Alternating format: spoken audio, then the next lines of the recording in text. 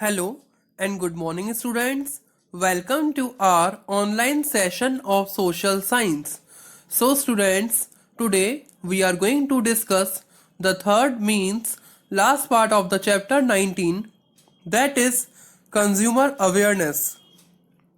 So, students, let's recall the first what we read in the last part of the video, that is second part. We read about the types of consumer awareness. Afterwards, we read about the causes of consumers exploitation, and we also read about the solutions of consumer exploitation. So students, let's begin the chapter. Let's begin the chapter with the next topic, that is 19.5 consumers movement. Consumers movement from page number 311 with its continuation. So let's begin. So our next topic is 19.5, that is consumers movement. So students, let's begin. The consumer movement was started due to dissatisfaction of the consumer. It means कि consumer movement जो था वो start किया गया था. क्यों start किया गया? Because of consumers के dissatisfaction की वजह से. Actually consumers कहीं ना कहीं shopkeepers के जो बिहेवियर से, उनकी जो ट्रिक्स से वो सेटिस्फाई नहीं थे. तो that's why consumer movement start किया गया था, because of consumer dissatisfaction. There were many reasons of consumer dissatisfaction like lack of food stuff, hoarding, black marketing, adulteration etcetera. So कई सारे रीजंस थे कंज्यूमर डिससेटिस्फैक्शन के, जैसे कहीं ना कहीं फूड स्टफ में कमी होना, होर्डिंग जमाखोरी करना, ब्लैक मार्केटिंग करना, एडल्ट्रेशन मीन्स कि प्योर चीज में नकली चीज को मिक्स करना, एडल्ट्रेट करना. In order to deal with such problems, for the first time in 1955, Essential Consumer Act was passed. It means कि इस तरह की प्रॉब्लम्स से डील करने के लिए फर्स्ट टाइम 1955 में Essential Commodities Act पास किया गया था. Through this efforts were made to control production, distribution, price and supply of essential goods. It means कि इस एक्ट के थ्रू कहीं ना कहीं ऐसे एफर्ट्स लगाए गए ताकि प्रोडक्शन पे, डिस्ट्रीब्यूशन पे, प्राइस पे, एसेंशियल मतलब जो जरूरी चीजें होती हैं उनकी सप्लाई पर कंट्रोल किया जा सके. And after this in 1976 weight and standard measure act was passed to systematize the measurement and weight. इसके बाद 1976 में वेट और स्टैंडर्ड मेजर एक्ट पास किया गया, जिसका मीन क्या था कि मेजरमेंट और वेट को सिस्टमेटाइज करना, सिस्टम के अकॉर्डिंग करना, ताकि इसमें कोई भी किसी तरह की गड़बड़ी नहीं की जा सके. After that in 1986 consumer protection act was pass by the government of India. और इसके बाद 1986 में कंज्यूमर प्रोटेक्शन एक्ट सरकार के द्वारा, भारत सरकार के द्वारा पास किया गया. This act is famous as COPRA, और इस एक्ट को कोपरा के नाम से जाना जाता है. The main objective of this act is to decide the complaints of the consumers immediately and to make legal proceeding easy. और इस एक्ट का मेन ऑब्जेक्टिव, इस एक्ट का मेन उद्देश्य कंज्यूमर्स की कंप्लेंट को इमीडिएटली सॉल्व करना और जो लीगल प्रोसीडिंग है उसे बहुत ज़्यादा आसान बनाना था. ठीक है. A 3-tier judiciary system has been established under COPRA at district, state and national level to resolve the disputes of consumers. और इसके लिए 3-tier जुडिशरी सिस्टम को स्टैब्लिश किया गया कोपरा एक्ट के अंडर, डिस्ट्रिक्ट लेवल पे, स्टेट लेवल पे और नेशनल लेवल पे डिस्प्यूट्स को रिजॉल्व करने के लिए, कंज्यूमर्स की शिकायतों के निराकरण के लिए, उनके डिस्प्यूट्स को रिजॉल्व करने के लिए इस तरह का सिस्टम बनाया गया. The court at district level hear the cases related to claims up to 20 lakh. और जो कोर्ट है डिस्ट्रिक्ट लेवल पे वो 20 लाख तक के क्लेम के रिलेटेड सारे केसेस को सुनता है. The claims from 20 lakh to 1 crore are heard in the state level courts. और 20 लाख से 1 करोड़ तक के जो केसेस हैं वो स्टेट लेवल कोर्ट हेयर करता है. The court at national level hear the cases when the claims are up more than 1 crore. और 1 करोड़ से ज्यादा के केसेस जो है वो नेशनल लेवल का कोर्ट जो है वो एयर करता है, सुनता है. The consumer protection act has contributed a lot in making the consumer movement effective in India. It means कि कंज्यूमर प्रोटेक्शन एक्ट ने कहीं ना कहीं कंज्यूमर मूवमेंट को इंडिया में बहुत ज़्यादा इफेक्टिव बनाने के लिए कहीं अच्छा कंट्रीब्यूशन दिया। These courts along with deciding the disputes of consumer guide them to, और ये जो कोर्ट्स हैं ये डिस्प्यूट्स को डिसाइड करने के साथ साथ कंज्यूमर्स को गाइड भी करते हैं। The department of consumer affairs of the government of India has launched several schemes to make the consumer aware, such as establishment of consumer organization in every district and consumer clubs in school etc. तो जो department है भारत सरकार का, consumer and affairs department जो है भारत सरकार का, उसने कई सारी स्कीम्स को लॉन्च किया ताकि कंज्यूमर्स को अवेयर किया जा सके। और उन्होंने कई सारे कंज्यूमर ऑर्गेनाइजेशन जो है हर डिस्ट्रिक्ट में इस्टेब्लिश किए, ठीक है, कंज्यूमर क्लब्स इस्टेब्लिश किए स्कूल्स में। To bring awareness towards the rights of consumer, awareness camps are organized at different levels. It means कि awareness को लाने के लिए, कंज्यूमर के राइट्स के लिए अवेयरनेस लाने के लिए अवेयरनेस कैंप्स को ऑर्गेनाइज किया गया डिफरेंट लेवल पे। In India 24 December is celebrated as the national consumer day, और इंडिया में 24 दिसंबर को नेशनल कंज्यूमर डे के रूप में सेलिब्रेट किया जाता है। As a result consumer movement in India, awareness has increased among consumers sufficiently. It means कि इसके रिजल्ट के इसके परिणाम स्वरूप कंज्यूमर मूवमेंट इंडिया में कहीं ना कहीं कंज्यूमर मूवमेंट से इंडिया में अवेयरनेस इंक्रीज हुई है, ठीक है, कंज्यूमर्स के बीच में sufficiently. Today there are more than 700 consumer organization working. आज 700 से ज़्यादा कंज्यूमर ऑर्गेनाइजेशन काम कर रहे हैं, but due to indifferent behaviour of consumers the number of effective and recognized organization is very less. So students, हमने देखा कंज्यूमर्स के इंडिफरेंट बिहेवियर की वजह से number of effective of recognized organizations काफ़ी कम है। Now students, we will discuss about 19.6 topic, that is consumer rights and duties. So let's begin. Consumers have right to buy goods, commodities and services from the market. The protection of law has been provided to him so that a producer or seller cannot cheat him in any way. तो consumers के पास अधिकार है कि वो market से कोई भी गुड्स और सर्विसेज खरीद सकते हैं, ठीक है। और अगर हमने देखा जाए तो प्रोटेक्शन ऑफ लॉ जो है कंज्यूमर्स को प्रोवाइड किया गया है ताकि प्रोड्यूसर और सेलर उनको चीट नहीं कर सके किसी भी तरीके से। Generally a consumer has got the following rights. तो जनरली कंज्यूमर्स को कई तरह के राइट्स मिले। फर्स्ट है right to safety. This is essential for producers that they should obey the rules related to the safety of consumers. तो producers के लिए बहुत ज़रूरी है कि वो सारे रूल्स को फॉलो करें जो सेफ्टी ऑफ कंज्यूमर्स से रिलेटेड हैं।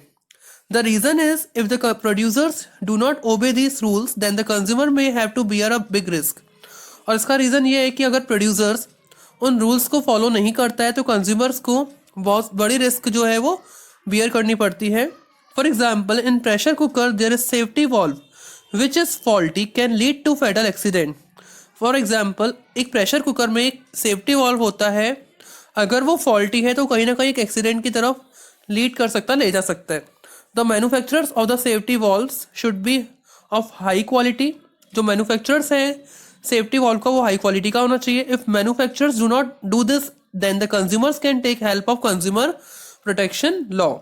और अगर manufacturer ऐसा नहीं करता है तो consumers मतलब जो user है वो consumer protection law कानून का मदद ले सकता है, उनकी help ले सकता है। Second है right to be informed. When we purchase any product, we see that some special information are written on the packet, such as batch number of the commodity, manufacturing date, expiry date, address of the manufacturing company of the goods, etc. जब हम कोई भी product market से purchase करते हैं तो हम देखते हैं कि कुछ स्पेशल इन्फॉर्मेशन उस पैकेट पर लिखी रहती है, जैसे कमोडिटी का batch number, manufacturing date, expiry date, manufacturing company of goods का address, etcetera. When we purchase any medicine, then we get the directional regarding its side effect and dangerous. तो जब हम कोई मेडिसिन परचेस करते हैं तो हम देखते हैं कि उसके साइड इफेक्ट और उसकी डेंजरनेस से रिलेटेड कुछ डायरेक्शंस दिए रहते हैं। When we purchase clothes, then we should have the washing direction. जब हम कुछ क्लॉथ्स खरीदते हैं तो हम उसमें वॉशिंग डायरेक्शन देखते हैं। It is necessary to provide this information because consumer have been given right to obtain information about things and services which they get from the seller. तो ये बहुत ज़रूरी है कि सारी इन्फॉर्मेशन प्रोवाइड की जानी, क्योंकि कंज्यूमर्स के पास अधिकार होता है, कुछ अधिकार दिए जाते हैं इन्फॉर्मेशन को प्राप्त करने के लिए उस थिंग्स और सर्विसेज के बारे में, ठीक है, तो जो वो सेलर से प्राप्त करता है। In the year 2005 the government of India pass the law known as right to information. Year 2005 ने भारत सरकार ने राइट टू इन्फॉर्मेशन का एक कानून पास किया था। This law provide the right to get information about all the activities of the government departments. और ये कानून क्या प्रोवाइड करता है? Right to get the information provide करता है सरकारी डिपार्टमेंट की किसी भी एक्टिविटी के बारे में किसी भी तरह की सूचना का अधिकार का कानून ये प्रोवाइड करता है। The consumers also have right to get the consumer education. Consumers के पास भी कंज्यूमर एजुकेशन गेट करने का, प्राप्त करने का अधिकार है। So students, now third right is right to choose. A consumer has a right to select any goods or services when he buy it. Consumer के पास अधिकार है कि वो कोई भी चीज का चुनाव कर सकता है, सिलेक्ट कर सकता है जब वो खरीदता है। Suppose you purchase a gas connection and gas dealer compels you to buy the burner also along with it, but you want to buy the gas connection only, so there is no requirement of the burner. तो in this situation your right to selection is not followed, ठीक है। This reason is that the seller pressurize you to buy that thing which you do not want to buy. In this situation, you can take legal action against the seller. Suppose आप एक gas connection purchase करना चाहते हो, लेकिन gas dealer जो है आपको कंपील करता रहता है कि आप इसको इसके साथ गैस बर्नर भी खरीदना पड़ेगा। लेकिन अगर आप सिर्फ गैस कनेक्शन खरीदना चाहते हैं और आपको कोई गैस बर्नर की रिक्वायरमेंट नहीं है, तो इस सिचुएशन में आपके पास your right to selection is not follow, आपका राइट टू सिलेक्शन फॉलो नहीं होता है, क्योंकि इसके पीछे रीजन है जो सेलर है वो आपको प्रेशराइज करता है कि आप वो भी चीज खरीदें उसके साथ जिस आप नहीं खरीदना चाहते हैं। तो इस सिचुएशन में आप लीगल एक्शन जो है सेलर के अगेंस्ट में ले सकते हैं। नेक्स्ट है the right to redressal. The consumers have right to redressal against exploitation. Consumers के पास अधिकार है रेड्रेसल का एक्सप्लॉइटेशन के अगेंस्ट में। It can be understood by a simple example. इसे एक सिंपल एग्जांपल की तरह समझ सकते हैं, बहुत इंपॉर्टेंट पॉइंट है students. A man named Matthew got admitted in a private hospital for the removal of tonsils. एक आदमी मैथ्यू हॉस्पिटल में एडमिट होता है, प्राइवेट हॉस्पिटल में, टॉन्सिल्स के रिमूवल के लिए। An ENT surgeon operated for removal of tonsils under general anaesthesia. और एक ईएनटी सर्जन ने उससे ऑपरेट किया रिमूवल ऑफ टॉन्सिल्स के लिए जनरल एनेस्थीसिया में, अंडर में। Due to improper anaesthesia symptoms of mental imbalance developed in Matthew, due to which he became handicapped for the entire life. और इम्प्रॉपर एनेस्थीसिया की वजह से उसमें मेंटल इम्बैलेंस के कुछ सिम्टम्स डेवलप हो गए मैथ्यू में, और इसकी वजह से वो पूरी लाइफ के लिए हैंडीकैप्ड हो गया। Consumer dispute redressal committee found the hospital guilty of negligence in the treatment and directed to pay compensation. Consumer dispute redressal committee ने हॉस्पिटल को गिल्टी पाया कि उन्होंने ट्रीटमेंट में लापरवाही बरती और कंपनसेशन के लिए, कुछ मुआवजे के लिए उनको डायरेक्ट किया। Thus it is clear that if a consumer sustains any loss, then on the basis of quantum of loss, the consumer has a right to get redressal and compensation. और इससे ऐसा क्लियर होता है consumer के पास, अगर consumer का कुछ loss होता है तो उसके लॉस के बेसिस पर कंज्यूमर के पास अधिकार है वो रेड्रेसल और कंपनसेशन को प्राप्त कर सकता है। Now we will discuss about the duties of the consumer. तो जैसे स्टूडेंट्स हम लोगों ने राइट्स को डिस्कस किया, अब हम उस तरीके से ड्यूटीज को भी डिस्कस करेंगे कि कंज्यूमर के जैसे कुछ राइट्स होते हैं तो उनकी कुछ ड्यूटीज भी होती हैं, है ना। So students, duties of the consumers. Apart from the efforts of the government, the consumer should also follow some duties and responsibility himself. Government के एफर्ट्स के अलावा कंज्यूमर्स को भी कुछ ड्यूटीज और रिस्पॉन्सिबिलिटी को खुद से फॉलो करना चाहिए।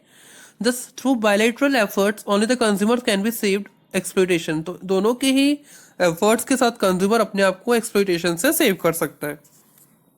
So, following are the duties of the consumers. The first is to take bill, receipt, guarantee cards, etc. and to preserve them carefully. It means कि bill, receipt और guarantee cards को लेना जरूर चाहिए ताकि और उन्हें आगे फ्यूचर के लिए सेव करके रखना चाहिए। To increase or decrease the consumption according to the supply of commodity. Consumption को बढ़ाना या घटाना कमोडिटी के according to the supply of commodity, मतलब अगर सप्लाई कम है तो अपने कंजप्शन को कम करना, अगर सप्लाई ज़्यादा तो आप कंजप्शन ज़्यादा भी कर सकते हैं। थर्ड है to have the knowledge of consumer protection laws. Consumer protection laws के बारे में आपको जानकारी होना। फोर्थ है to discourage black marketing and smuggling और ब्लैक मार्केटिंग को डिस्करेज करना। फिफ्थ है one must complain about the actual problem whether the price of product may be less due to the cheating tendency of the seller is curbed. तो जो complaint होती है वो actual problem के बारे में होती है कि जबकि जो प्राइस है प्रोडक्ट का वो लेस भी हो सकता है। तो इस वजह से जो चीटिंग टेंडेंसी होगी सेलर्स की, इसको रोका जा सकता है। To purchase goods after checking the mark list, ISI, FPO, Agmark, wool mark etcetera. Goods को परचेज करते टाइम आपको ये मार्क्स वगैरह चेक करना चाहिए, ISI, Agmark, wool mark, इन सारी चीज़ों को, स्टैंडर्डाइज मार्क को पहले से चेक करना चाहिए। Okay, so now the government of India has formed such institution which standardize the quality of goods। तो भारत सरकार ने कुछ ऐसे इंस्टीट्यूशंस फॉर्म किए हैं जो क्वालिटी ऑफ गुड्स को स्टैंडर्डाइज करते हैं। The mark of Agmark and ISI is given to the industrial and consumer goods. ISI और एग मार्क जो है वो इंडस्ट्रियल और कंज्यूमर गुड्स को दिया जाता है। Similarly wool and woollen clothes are standardize by wool mark. Woollen clothes हो गए या वूल को वूल मार्क के द्वारा स्टैंडर्डाइज किया जाता है।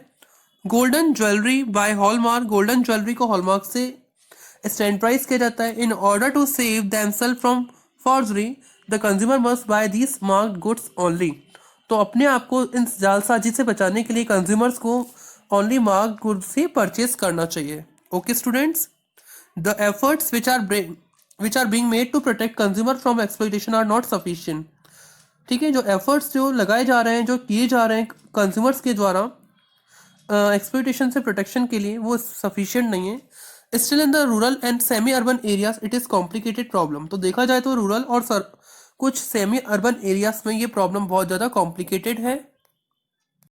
सो स्टूडेंट्स, देखा जाए तो consumers here are mostly illiterate and ignorant. कुछ कंज्यूमर्स यहाँ पर इलिटरेट होते हैं या इग्नोरेंट होते हैं। In the market of these areas, the rules and laws regarding working are not obeyed completely। और इन एरियाज की जो मार्केट है वहाँ पे जो रूल्स हैं, जो कानून है, उनको प्रॉपरली माना नहीं जाता है या माना जा नहीं रहा है। Maximum sellers do not provide cash memo at the time of purchase of goods. और काफ़ी सारे जो सेलर्स होते हैं वो कैश मेमो भी प्रोवाइड नहीं करते हैं परचेसिंग के टाइम पर। So in this situation it become difficult to prove against exploitation. तो इस सिचुएशन में कोई भी प्रूफ नहीं बच पाता है ना, कि किस तरह के एक्सप्लॉइटेशन यहाँ पे किया गया है, क्योंकि प्रूफ ही नहीं है। तो इसलिए कैश मेमो लेना जो है वो बहुत जरूरी माना जाता है। So along with this the process of solution of consumer exploitation is very complicated in country. तो इस सब के साथ जो प्रोसेस है कंज्यूमर एक्सप्लॉइटेशन के सॉल्यूशन की, वो बहुत कॉम्प्लिकेटेड है, हमारी कंट्री में बन चुकी है। The system is also expensive and along with this it moves in a very slow manner. जो सिस्टम है वो बहुत एक्सपेंसिव है और इसी के साथ साथ ये बहुत स्लो मैनर में मूव करता है। Many a times consumers have to take help of advocates। कई बार जो कंज्यूमर्स हैं उन्हें एडवोकेट की हेल्प लेनी पड़ती है। Takes lot of time for the registration of cases and proceeding of courts. और इसमें कहीं ना कहीं बहुत समय भी लगता है किसी केसेस के रजिस्ट्रेशन में और कोर्ट्स की प्रोसीडिंग्स में। Therefore due thought must be given in this direction to make process of law simple and practical. इसलिए ऐसा ही विचार आता है कि जो इस डायरेक्शन में जो प्रोसेस है, लॉ है, वो सिंपल और प्रैक्टिकल होना चाहिए। In the developing countries like India the voluntary organization along with government have an important role to play to in protection of consumers from exploitation. Developing countries जैसे India है, यहाँ पर कुछ वॉलंटरी ऑर्गेनाइजेशन के साथ साथ गवर्नमेंट भी एक इंपॉर्टेंट रोल को प्ले करती है कंज्यूमर के प्रोटेक्शन के लिए, एक्सप्लॉइटेशन से बचाने के लिए। These institutions can do important job in direction of making consumer awares. और ये इंस्टीट्यूशंस बहुत इंपॉर्टेंट जॉब को करते हैं, एक इंपॉर्टेंट जॉब को फॉलो करते हैं कंज्यूमर को अवेयर करने के डायरेक्शन में। With this it is necessary that consumer should understand their right and come forward to contribute actively in the consumer movement. और इन सब के साथ ये बहुत जरूरी है कि कंज्यूमर्स को ये समझना चाहिए उनकी राइट्स को और आगे आना चाहिए ताकि वो कंज्यूमर मूवमेंट में एक्टिवली कंट्रीब्यूटेड कर सकें। Okay students, so it was all about the consumer awareness. So students, now select the correct options। So students, now we are going to discuss the exercise of the chapter। So first question is select the correct alternatives। The first is when was Consumer Protection Act enforced? तो Consumer Protection Act कब लागू हुआ था? So options are 1986, 1996, 1968, none of the above। So our answer is 1986। Consumer Protection Act 1986 में पास हुआ था। The meaning of consumer awareness is, so options are alertness towards self rights, alertness towards self duties, alertness towards both self rights and self duties. So our answer हो जाएगा third, alertness towards both self rights and duties. Now the third question, these all things we have discussed in the chapter. The consumer awareness is necessary for. Options are protection from exploitation, high standard of living, to check harmful consumption. तो ये सारे लग रहे हैं कि consumer awareness के लिए सारी चीज़ें जरूरी है. हाई स्टैंडर्ड ऑफ लिविंग भी जरूरी है, प्रोटेक्शन भी जरूरी है एक्सप्लॉइटेशन से, हार्मफुल कंजम्पशन को चेक करना भी जरूरी है. So answer is all the above. Now the fourth is producer can be arbitrary regarding quality and price of commodity in. एक प्रोड्यूसर एक मनमाना रवैया अपना सकता है क्वालिटी और प्राइसेस को लेकर कमोडिटी के, जब मोनोपोली मतलब एकाधिकार हो. सो फोर्थ का आंसर हो जाएगा monopoly. Now the fifth is the Agmark is a mark safety of agriculture products. So fifth का आंसर हो जाएगा students agriculture products. Now students we will discuss the fill in the blanks. So first fill up is electronic equipments are labelled with mark that is ISI. तो first fill up का answer हो जाएगा ISI mark. Now the second fill up is consumer have right to dash against adulterate food. So consumer के पास right to information का अधिकार है. So second का answer हो जाएगा right to information, information about commodities and services, information about commodities and services. So second वाले का answer हो जाएगा information about commodities and services. Third है the world consumer day is celebrated on 15 March. तो third का answer हो जाएगा 15 मार्च. Now the fourth is to show scarcity of goods despite of its sufficient supply is known as artificial scarcity, black hoarding. तो goods की scarcity को show करना sufficient supply के बावजूद, इसे हम बोलते हैं artificial scarcity, black hoarding. Okay students, तो फोर्थ का आंसर हो जाएगा आपका artificial scarcity, black hoarding. Fifth है AGMARK is labelled on agriculture related products. So AGMARK is labelled on agriculture related products. तो फिफ्थ का आंसर है आपका agriculture. Now match the following. The first standardization आपका हो जाएगा इंडियन स्टैंडर्डाइजेशन. सेकंड है ISI का हो जाएगा इंडस्ट्रियल गुड्स. थर्ड है कंज्यूमर एक्सप्लॉइटेशन, कंज्यूमर एक्सप्लॉइटेशन का हो जाएगा आपका ब्लैक मार्केटिंग. कंज्यूमर अवेयरनेस इसका हो जाएगा increase in the standard of living. और फिफ्थ है आपका कंज्यूमर प्रोटेक्शन एक्ट, इसका हो जाएगा 3 tier system. Okay students, so it was all about the chapter. Thank you very much.